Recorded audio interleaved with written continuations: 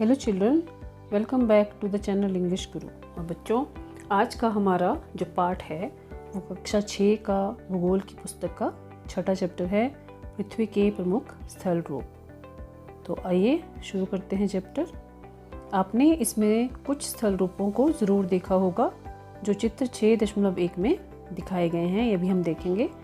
आप देखेंगे कि पृथ्वी की सतह सभी जगह एक समान नहीं है, यानी पृथ्वी का जो धरातल है वो एक जैसा सपाट नहीं है। कहीं ऊंचे पर्वत हैं, कहीं पठार हैं, कहीं नदियां हैं, कहीं समतल इलाके हैं, कहीं घास के मैदान हैं।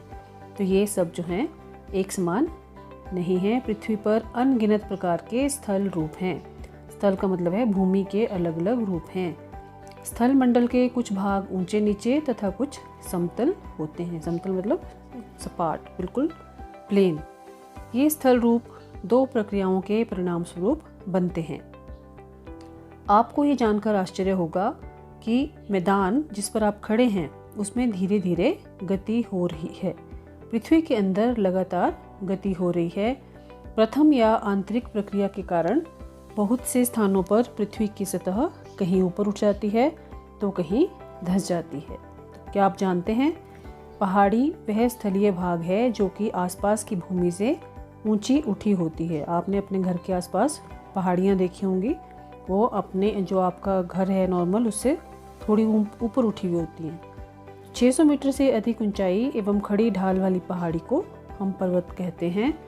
8000 मीटर से ऊंचे कुछ पर्वतों के नाम बताइए। तो इसमें आप लिख सकते हो कंचनजंगा है, फिर आपका और कौन से पहाड़ हैं जो बहुत ऊंचे हैं, एल्पस पर्वत है, फिर आपके K2 है और हिमालय पर्वत है। ऐसे बहुत से पहाड़ हैं जो 8000 मीटर से ऊंचे पर्वत हैं। ये देखिए चित्र 6.1 में जो उन्होंने कहा था अलग अलग स्थल रूप। ये देखिए सबसे ऊपर है पर्वत श्रृंखला, फिर यह नीचे पहाड़ी, उसके नीचे जल संधि द्वीप, यहाँ समुद्र आ गया, नदी का मुहाना, झील, पर्वत, पठार और बीच में देखिए यहाँ घाटी भी है, ये सहायक नदी और ये मैदान है ग्रीन जो आपको नज़र आ रहा है पूरा इलाका। वितरिका होती है नदियाँ जो बढ़ जाती है आगे अलग अलग हिस्सों में। फिर डेल्टा नदियों के किनारे बनता है ये, और प्रायद्वीप, और ये लास्ट में समुद्र। तो ये है हमारे विभिन्न स्थल रूप। आइए कुछ करके सीखें। देखिए इसमें आपको पर्वत बनाना सिखाया गया है। आपको इसके लिए बहुत मात्रा में कागज़ चाहिए, पर बच्चों इसके लिए आपने अपनी नोटबुक को फाड़ना नहीं है। कागज़ों को देखिए इन्होंने मेज़ पर रखा है और कागज़ों को अपने हाथों से दोनों तरफ से दबाइए। कागज़ में मोड़ पड़ जाएंगे तथा वे एक चोटी की तरह ऊपर की ओर उठ जाएंगे। इस प्रकार आप एक पर्वत बना लोगे। ये आप कॉपी में भी कर सकते हो पेज फाड़े बिना। हम पढ़ रहे थे दो प्रक्रियाएं होती हैं जिसमें आपको ये दिखाया था कि ये स्थल रूप जो हैं दो प्रक्रियाओं के परिणाम स्वरूप बनते हैं। ठीक है, दूसरी प्रक्रिया हम पढ़ रहे हैं। एक तो हमारे उन्होंने बोला कि आंतरिक गति होती रहती है ज़मीन के अंदर, उसकी वजह से स्थल रूप बनते हैं। और दूसरा बाह्य प्रक्रिया, बाहर चेंजेस आते हैं, उसमें स्थल के लगातार बनने एवं टूटने की प्रक्रिया है। जो धरती के अंदर पृथ्वी में गति हो रही है उसे हम न देख सकते हैं, लेकिन कभी कभी हमें महसूस होता है कि जैसे धरती घूम रही हो, लेकिन जो बाहरी प्रक्रिया है वो हमें दिखती है। ठीक है, पृथ्वी की सतह के टूट कर घिस जाने को अपर्दन कहते हैं। अपर्दन की क्रिया के द्वारा सतह नीची हो जाती है तथा निक्षेपण होता है बच्चों जब नदियाँ अपने साथ मिट्टी पत्थर वगैरह बहा कर लाती हैं, तो जिस जगह वो सेट हो जाते हैं वहाँ जो धरती का जो स्थल रूप है उसमें परिवर्तन आ जाते हैं। तो निक्षेपण की प्रक्रिया के द्वारा इनका फिर से निर्माण होता है। ये दो प्रक्रियाएं बहते हुए जल, वायु तथा बर्फ के द्वारा होती है। हम विभिन्न स्थल रूपों को उनकी ऊंचाई एवं ढाल के आधार पर पर्वतों, पठारों एवं मैदानों में वर्गीकृत कर सकते हैं। तो अब हम इनके बारे में डिटेल में पढ़ेंगे कि पर्वत कैसे बनते हैं, पठार क्या होते हैं और मैदानों में मतलब मैदान कैसे बनते हैं और इनको हम एक दूसरे से अलग अलग कैसे पहचान सकते हैं, उनकी विशेषताएं आपको आगे इसमें बताई गई हैं। तो सबसे पहले पढ़ते हैं पर्वत। पर्वत पृथ्वी की सतह की प्राकृतिक ऊंचाई है जो नेचर में अपने आप बने हैं, हमने नहीं बनाए हैं। पर्वत का शिखर छोटा तथा आधार चौड़ा होता है। शिखर मतलब टॉप, जहाँ उसकी चोटी है वो छोटी होती है, और आधार मतलब जहाँ ज़मीन से वो बनना शुरू हुआ है वो उसका बेस, उसको आधार बोलते हैं, वो चौड़ा होता है। ठीक है। यह आसपास के क्षेत्र से बहुत ऊंचा होता है। कुछ पहाड़ बादलों से भी ऊंचे होते हैं। जैसे जैसे आप ऊंचाई पर जाएंगे जलवायु ठंडी होती जाती है। ठीक है।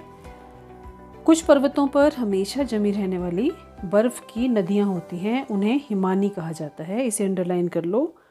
यहाँ कुछ ऐसे भी पर्वत हैं जो समुद्र के भीतर हैं तथा जिन्हें आप नहीं देख सकते। कठोर जलवायु होने के कारण पर्वतीय क्षेत्रों में बहुत कम लोग निवास करते हैं। वहाँ का धरातल खड़ी ढाल वाला होता है और कृषि योग्य भूमि की कमी होती है।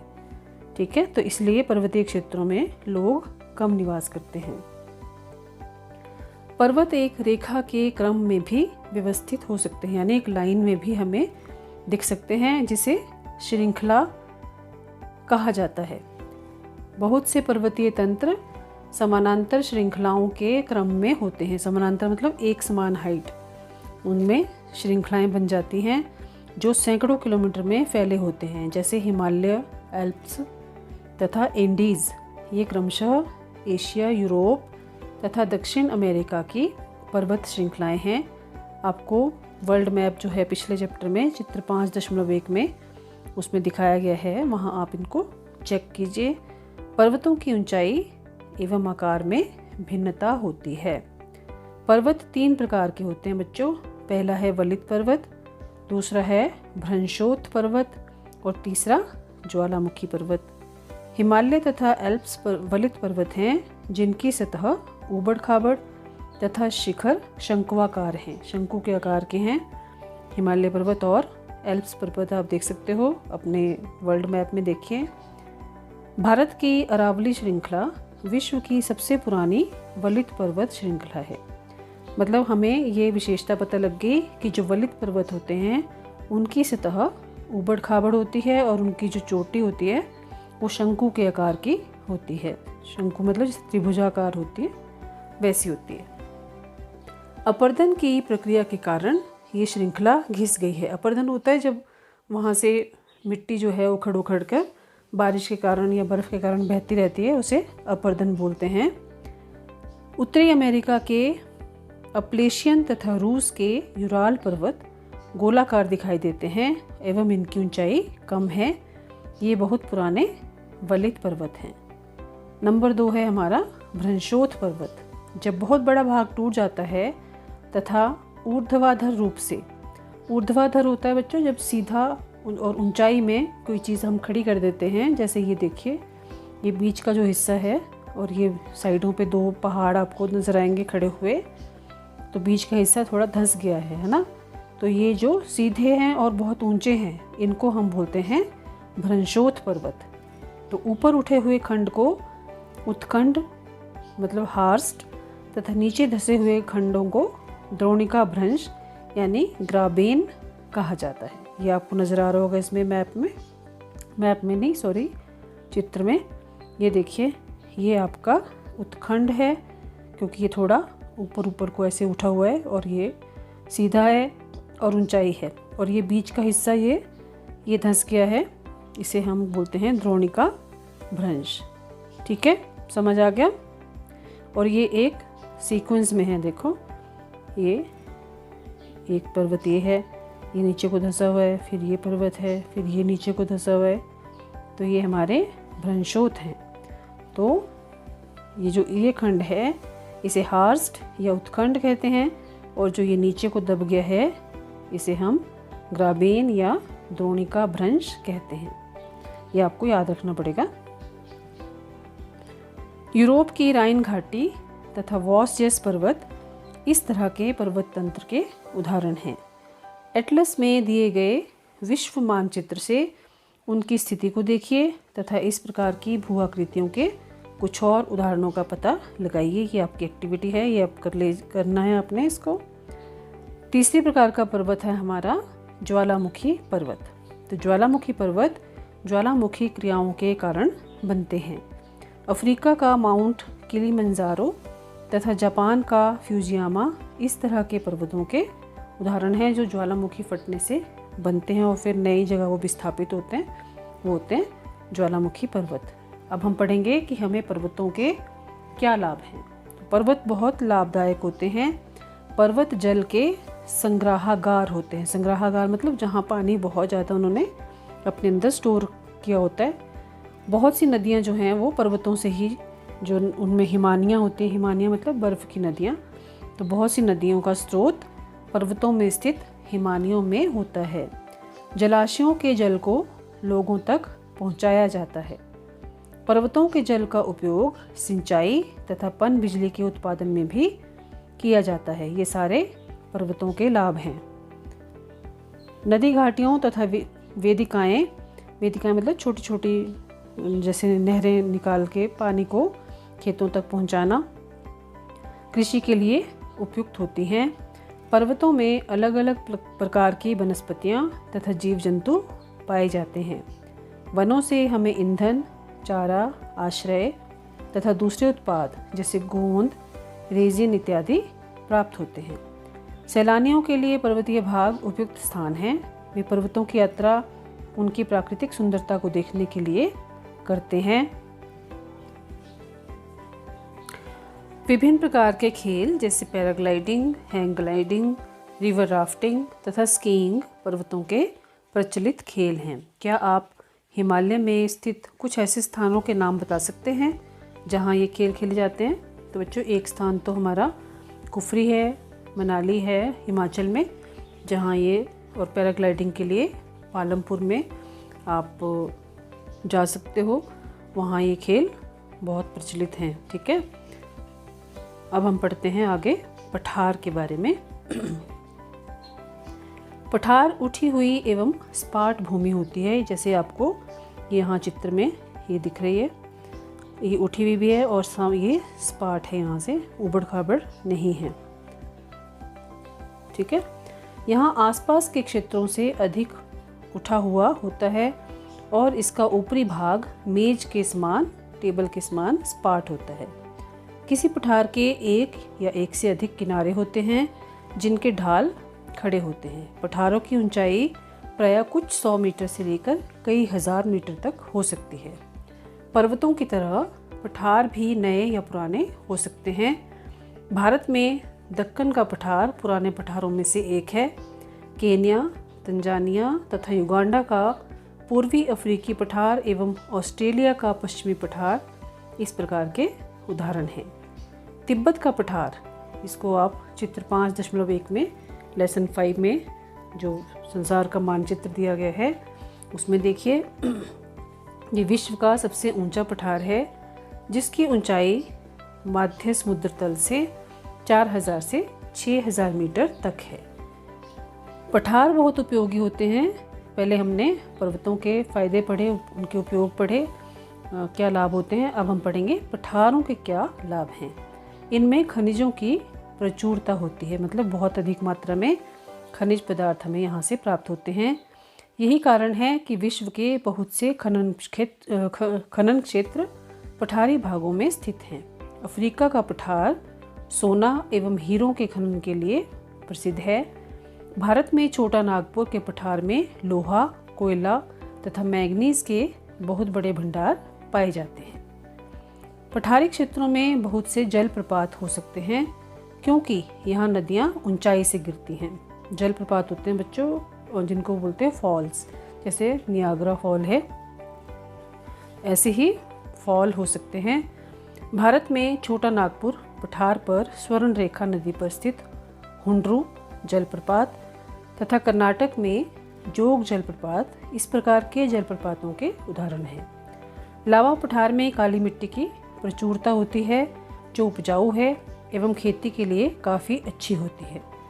कई पठारों में रमणीय स्थल होते हैं जो पर्यटकों को आकर्षित करते हैं।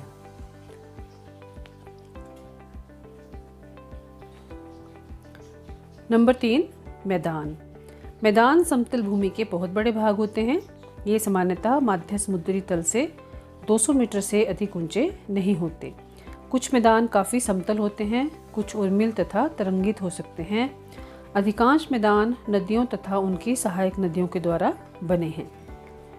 नदियाँ पर्वतों की ढालों पर नीचे की ओर बहती हैं तथा उन्हें अपर्दित कर देती हैं। जो उर्मिल और तरंगित का मतलब होता है जिसमें थोड़ी थोड़ी जैसे लहरें जैसी उठती हैं, बनती हैं मैदानों में। अधिकांश मैदान नदियों और उनकी सहायक नदियों के द्वारा बने हैं। मैदान नदियाँ जो हैं अपने साथ जो निक्षेपण लेकर आती हैं, जैसे पत्थर, पठार, मिट्टी वगैरह लेकर आ जाती हैं, तो वो जहाँ सेट हो जाते हैं वहाँ वो मैदानों का निर्माण हो जाता है। नदियाँ पर्वतों के ढालों पर नीचे की ओर बहती हैं तथा उन्हें अपर्दित कर देती हैं। वे अपर्दित पदार्थों को अपने साथ आगे की ओर ले जाती हैं। अपने साथ ढोए जाने वाले पदार्थों जैसे पत्थर, बालू तथा सिल्ट को वे घाटियों में निक्षेपित कर देती हैं। मतलब वहाँ पे उन्हें वो निक्षेपित मतलब छोड़ देती हैं, वहाँ वो सेट हो जाते हैं। इन्हीं निक्षेपों से मैदानों का निर्माण होता है। सामान्यतः मैदान बहुत अधिक उपजाऊ होते हैं। यहाँ परिवहन के साधनों का निर्माण करना आसान होता है, इसलिए ये मैदान विश्व के सबसे अधिक जनसंख्या वाले भाग होते हैं। नदियों के द्वारा बनाए गए कुछ बड़े मैदान एशिया तथा उत्तरी अमेरिका में पाए जाते हैं। एशिया में स्थित भारत में गंगा एवं ब्रह्मपुत्र का मैदान तथा चीन में यांगत्से नदी का मैदान इसके प्रमुख उदाहरण हैं। यांगत्से मैदान मनुष्यों के रहने के लिए सबसे उपयोगी क्षेत्र होते हैं। यहाँ की जनसंख्या बहुत अधिक होती है क्योंकि मकानों के बनाने तथा खेती के लिए यहाँ समतल भूमि की प्रचुरता होती है, मतलब अधिकता होती है। उपजाऊ मिट्टी के कारण ये भाग खेती के लिए काफ़ी उपयुक्त होता है। भारत में गंगा का मैदान देश में सबसे अधिक जनसंख्या वाला क्षेत्र है। जैसे उत्तर प्रदेश, बनारस वाला जो इलाका है, यहाँ सबसे अधिक जनसंख्या है। अगला हेडिंग है बच्चों हमारा स्थल, रूप एवं लोग। मतलब लोग कहाँ कहाँ किस हिसाब से बसते हैं, रहते हैं, कैसे अपना जीवन यापन करते हैं। स्थल रूपों की विभिन्नता के अनुरूप ही मानव विभिन्न प्रकार से जीवन यापन करते हैं। पर्वतीय क्षेत्रों का जीवन कठिन होता है और मैदानी क्षेत्रों का जीवन पर्वतीय क्षेत्रों की तुलना में सरल होता है। मैदानों में फसलें उगाना, घर बनाना या सड़कें बनाना पर्वतीय क्षेत्रों की तुलना में अधिक आसान होता है। विभिन्न प्रकार के स्थल रूपों पर रहने वाले लोगों के रहन सहन के तरीकों में कुछ अंतर होता है। क्या आप उनमें से कुछ अंतरों को बता सकते हैं? ये बच्चों आप बता सकते हो क्योंकि आप खुद एक पहाड़ी क्षेत्र में रहते हो, तो आपका रहन सहन कैसा है वो आप मैदान में रहने वाले लोगों के साथ आप तुलना करके आप लिख सकते हो। कभी कभी प्राकृतिक आपदाएं जैसे भूकंप, ज्वालामुखी उद्गार, तूफान या बाढ़ बहुत विनाश कर देते हैं। इन आकस्मिक घटनाओं के बारे में, आकस्मिक मतलब जो अचानक होती हैं, जिनके बारे में हमें पहले पता नहीं होता, वो जागरूकता पैदा करके हम इनमें आने वाले खतरों को कम कर सकते हैं। हम कितने तरीकों से जल एवं स्थल को उपयोग में ला सकते हैं, इसका पता हम अपने आसपास के क्षेत्र से लगा सकते हैं। प्रायः हम स्थल का उपयोग गलत तरीके से करते हैं, जैसे उपजाऊ भूमि पर मकानों का हम निर्माण कर देते हैं।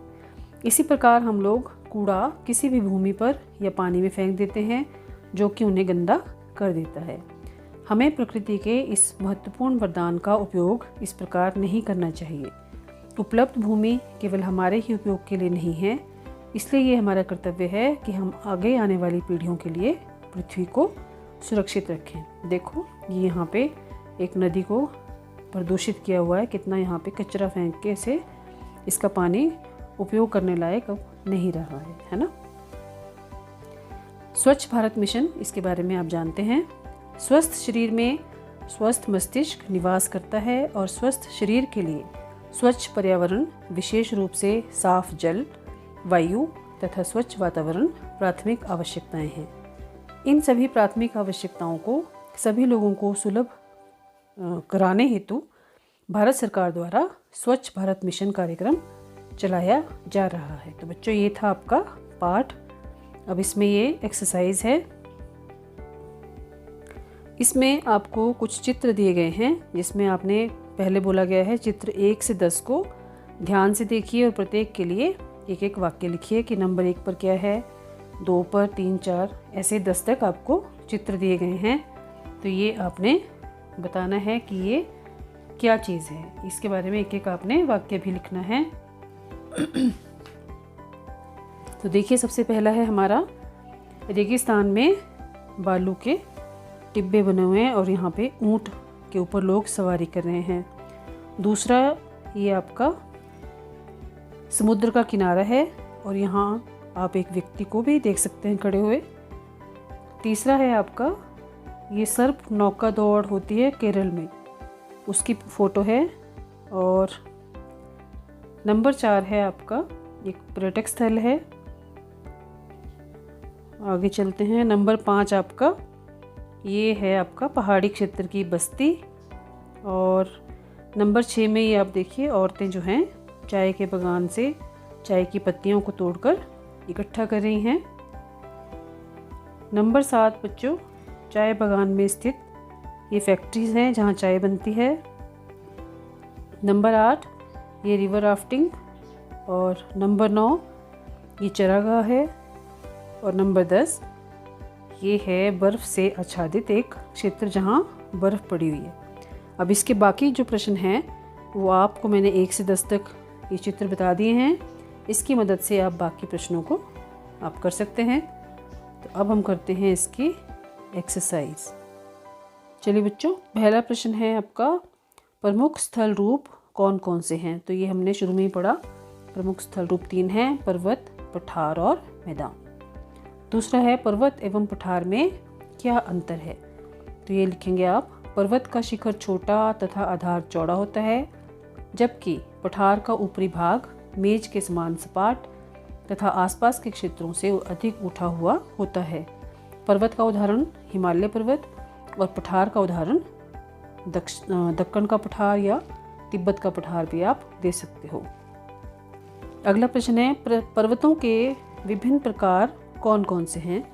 तो ये हैं 3 प्रकार के पर्वत हैं। पहला वलित पर्वत, दूसरा भ्रंशोत पर्वत। इसे बच्चों ब्लॉक पर्वत के नाम से आप याद रखिए। जैसे ब्लॉक होते हैं बने हुए एक के साथ एक जुड़ा हुआ, वैसे ही आप इसे याद रखेंगे तो आपको दिमाग में रहेगा भ्रंशोत अथवा ब्लॉक पर्वत, आप याद रखिए।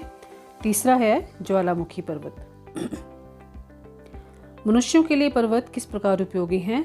तो ये आप लिख सकते हैं, पर्वत जल के संग्रहागार होते हैं। बहुत सी नदियों का स्रोत पर्वतों में स्थित हिमालय में होता है। नंबर 2 पर्वतों से प्राप्त जल द्वारा बिजली उत्पन्न की जाती है। नंबर 3 पर्वतों से प्राप्त जल सिंचाई तथा पीने के लिए प्रयोग किया जाता है। नंबर 4 पर्वतों में अलग अलग प्रकार की वनस्पतियां तथा जीव जंतु पाए जाते हैं। और नंबर 5 पर्वत पर्यटन को बढ़ावा देते हैं। 5वां प्रश्न है, मैदानों का निर्माण किस प्रकार होता है। तो ये आप लिखेंगे, नदियों और उनकी सहायक नदियों के द्वारा मैदान बनते हैं। नदियाँ पर्वतों के ढालों पर नीचे की ओर बहती हैं तथा उन्हें अपर्दित कर देती हैं। अपर्दित मतलब जैसे उपजाऊपन उनका उखाड़ देती हैं। और वे इस अपर्दित पदार्थों को अपने साथ आगे की ओर ले जाती हैं और अपने साथ ढोए जाने वाले पदार्थों जैसे पत्थर, बालू तथा सिल्ट को वे घाटियों में निक्षेपित कर देती हैं। निक्षेपित मतलब स्थापित कर देती हैं, वहाँ छूट जाता है उनसे, फिर वो पानी आगे निकल जाता है और ये चीज़ें पीछे रह जाती हैं। और इन्हीं निक्षेपों से मैदानों का निर्माण होता है। अगला है, नदियों द्वारा निर्मित मैदान सघन जनसंख्या वाले होते हैं। क्यों। क्योंकि मैदान बहुत अधिक उपजाऊ होते हैं। यहाँ परिवहन के साधनों का निर्माण करना आसान होता है, इसलिए ये मैदान विश्व के सबसे अधिक जनसंख्या वाले भाग होते हैं। अगला है, पर्वतों में जनसंख्या कम क्यों होती है। कठोर जलवायु होने के कारण पर्वतीय क्षेत्रों में बहुत कम लोग निवास करते हैं। पर्वतों का धरातल खड़ी ढाल वाला होता है तथा कृषि योग्य भूमि की कमी होती है, इसलिए पर्वतों में जनसंख्या कम होती है। प्रश्न नंबर 2 है, आपने सही उत्तर को टिक करना है। पर्वत पठारों से भिन्न होते हैं कैसे। ऊंचाई से, ढाल से या अभिमुखता से। तो ये आप करेंगे, इसका ऑप्शन आएगा ए यानी ऊंचाई। दूसरा है हिमानी कहाँ पाई जाती है? पर्वतों में, मैदानों में या पठारों में? तो इसका उत्तर आएगा पर्वतों में। दक्कन पठार कहाँ स्थित है? केन्या, ऑस्ट्रेलिया या भारत? तो ये आएगा उत्तर आपका भारत। यांगत्से नदी कहाँ बहती है? ये चीन में। यूरोप की एक महत्वपूर्ण पर्वत श्रृंखला कौन सी है? तो ये आपकी ऑप्शन बी आएगी, एल्प्स। अगला प्रश्न है, खाली स्थान भरें। समतल भूमि वाले विस्तृत क्षेत्र को डैश कहते हैं? मैदान। हिमालय एवं एल्प्स डैश पर्वतों के उदाहरण हैं? ये हमने पढ़ा था, वलित। डैश क्षेत्रों में खनिजों की प्रचुरता होती है, कहाँ होती है बच्चों? पठारों में। ठीक है। डैश पर्वतों का एक क्रम है पर्वत श्रृंखला। और लास्ट है, डैश क्षेत्र कृषि के लिए सबसे अधिक उत्पादक क्षेत्र होते हैं? तो इसमें आप लिखेंगे मैदानी क्षेत्र। ये है इसके उत्तर। अब आपको ये प्रश्न जो है खुद करने के लिए दिया गया है कि आपके राज्य में किस प्रकार के स्थल रूप पाए जाते हैं। इस अध्याय के आधार पर बताएं कि वे स्थल रूप लोगों के लिए किस प्रकार उपयोगी हैं। तो बच्चों, जैसे आप हिमाचल में रहते हो तो आपको यहाँ किस प्रकार के स्थल रूप पाए जाते हैं, ये आप एक एक्टिविटी के तौर पर करेंगे। और ये भी आपको पता ही है कि यहाँ लोगों के लिए रहना किस प्रकार से उपयोगी है। तो ये आप इसको स्वयं करें। और ये आपको मानचित्र है। विश्व के मानचित्र पर निम्नलिखित को चिन्हित कीजिए। पर्वत श्रृंखलाओं में हिमालय, रॉकीज तथा एंडीज, और पठार में आपको तिब्बत का पठार। तो ये देखिए, ये आपको यहाँ पे इन्होंने करके दे दिया है। ये तिब्बत का पठार है हिमालय के बिल्कुल ऊपर। ये आपका एंडीज पर्वत है, ये रॉकीज है कर्क रेखा से ऊपर को, भारत के साथ ऊपर तिब्बत का पठार है। ठीक है। तो ये था आपका छोटा पाठ, पृथ्वी के प्रमुख स्थल रूप। मुझे उम्मीद है आपको समझ में आ गया होगा। और अगर आपको नहीं कुछ समझ में आया है तो आप कमेंट बॉक्स में अपनी क्वेरीज या अपने डाउट्स मुझे लिखकर भेज दीजिए। मैं कोशिश करूँगी उन्हें सॉल्व करने की। वीडियो को लाइक करें, अपने दोस्तों के साथ शेयर करें ताकि वो भी इस चैप्टर को समझ सकें।